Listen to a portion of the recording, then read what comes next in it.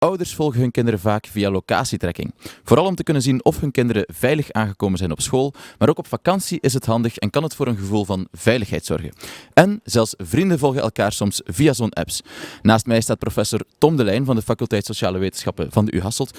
Tom, is er een verklaring waarom deze apps zo populair zijn geworden? Ja. Eigenlijk de reclameslogans van bepaalde locatietracking-apps zoals Life360 vatten het perfect samen. Zij stellen eigenlijk liefde kent geen afstand, wij kennen die wel. Dus wij kunnen zorgen voor de bescherming van jouw dierbaren en voor momenten die je niet kan verwachten. Dat raakt natuurlijk een gevoelige snaar bij ouders. Ouders zijn ongerust over hun kinderen, over hun tieners, als ze alleen uitgaan, als ze alleen naar school fietsen. En zijn dus altijd op zoek naar manieren om met die risico's om te gaan en ook ergens wel geruststelling te krijgen. Nu, in onze samenleving, we zijn sowieso al verbonden met elkaar 24/7 via de gsm. Die locatietracking biedt eigenlijk een extra bescherming of geruststelling voor ouders aan.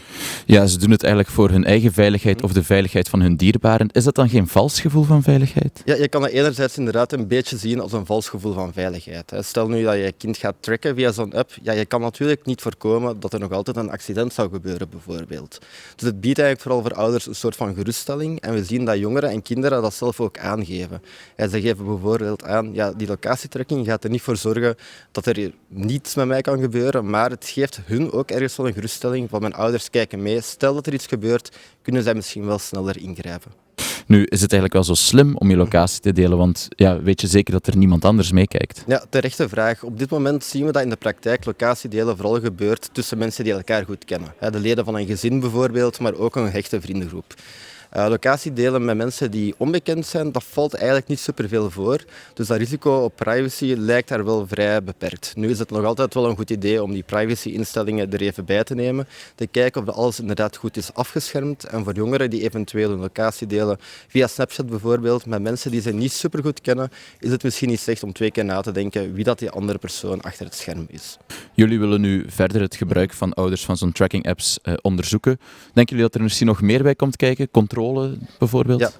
Ja, inderdaad. Dus we weten dat ouders dat eigenlijk heel hard gaan inzetten, die locatietracking, maar we weten nog niet exact waarom. Dus er zijn nog niet veel studies gebeurd met ouders om dat te gaan onderzoeken. En we vragen ons inderdaad af, komt er ook die controle bij? Wat voor impact, wat voor rol heeft die locatietracking op de vertrouwensband tussen een kind en een ouder bijvoorbeeld? Maar ook, gaan ouders echt gerustgesteld zijn door die app of gaan ze juist extra stress en extra angst krijgen? Juist omdat ze continu kunnen kijken van waar is mijn kind, wat is hij aan het uitspoken? Dat kan misschien die bezorgdheid eigenlijk nog doen toenemen. En daar zijn we eigenlijk wel heel benieuwd naar. Oké, interessant. Dank u wel voor de uitleg, Tom. En dan kijk ik wel uit naar de resultaten. Wil je nu meer weten hierover, dan kan je dat allemaal lezen in de HBVL-app. Bedankt voor het kijken naar deze video. Wil je meer Limburgs nieuws? Abonneer je dan nu op ons kanaal of check het in de HBVL-app.